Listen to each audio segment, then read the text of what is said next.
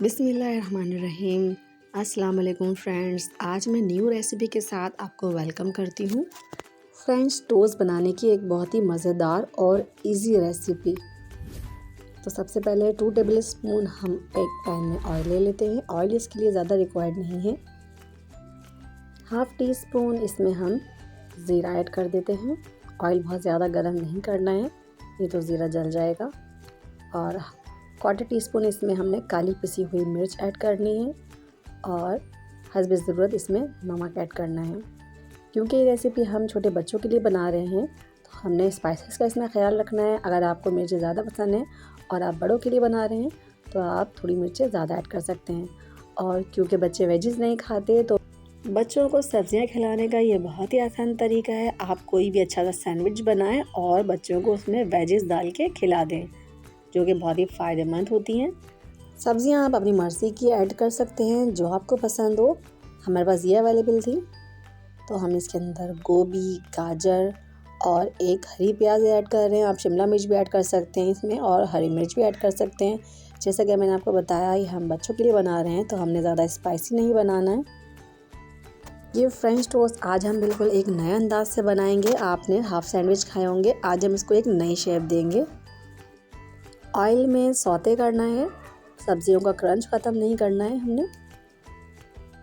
ایک بار یہ French toast آپ اس طریقے سے بنا کے دیکھیں گے تو آپ پرانا اسٹائل بھول جائیں گے۔ یہ ریسیپی بہت ہی بجٹ فرینڈلی ہے اور بہت ہی ایزی اینڈ کوئک ریسیپی ہے، جو کہ ہر کوئی بنانا چاہے گا۔ ایک بار آپ یہ کھائیں گے تو بار بار بنائیں گے انشاءاللہ۔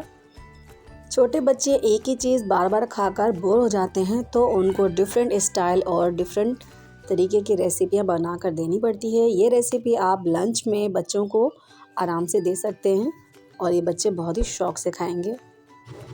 گھر میں اچانک اگر مہمان آ جائیں تو ان کے لیے تو بیسٹ ہے۔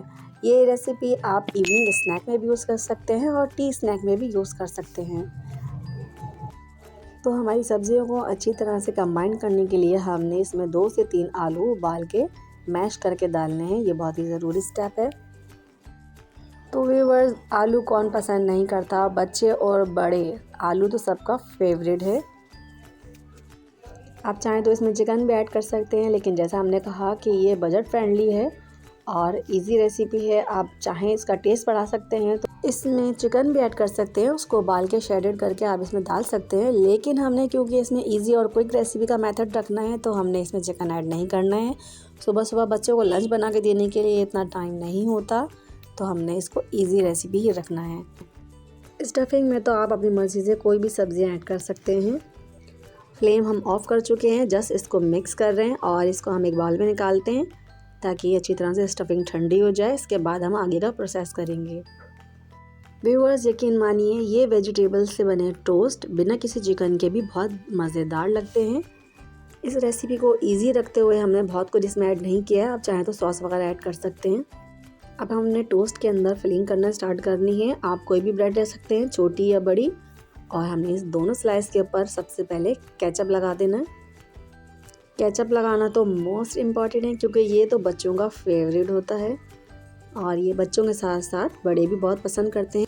ٹومیٹو کیچپ دونوں سلائس کے اوپر ہم نے اچھی طرح سے لگا دینا ہے۔ اس کے بعد ہم اس میں فیلنگ اسپریڈ کریں گے۔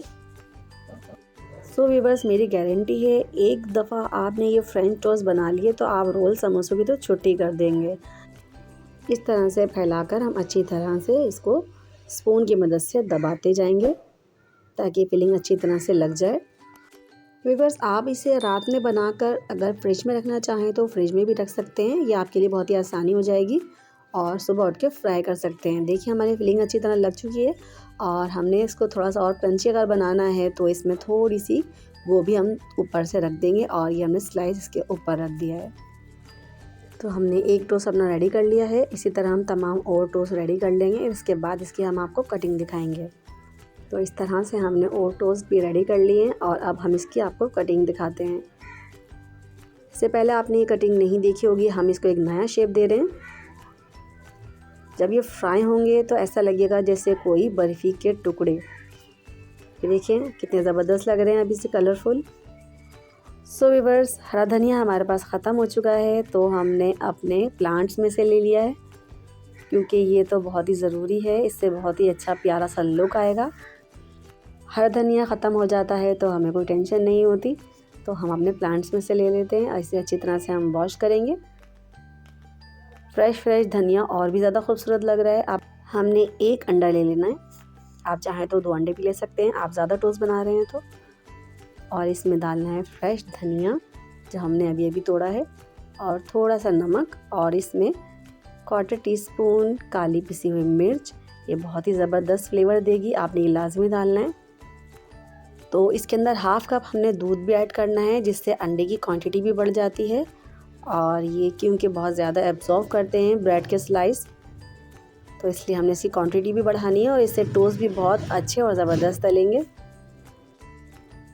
اور اچھی طرح سے ہم نے اس کو مکس کر کے یکجان کر لینا ہے انڈے کو، اور یہ دیکھیں کتنا زبردست لگ رہا ہے۔ اب ہم اس ٹوسٹ کو اچھی طرح سے اس میں ڈپ کر لیں گے، آپ چاہیں تو چمچ کی مدد سے کر سکتے ہیں یا ہاتھ کی مدد سے، ہمیں ہاتھ سے ایزی لگتا ہے، ہم ہاتھ سے کر رہے ہیں۔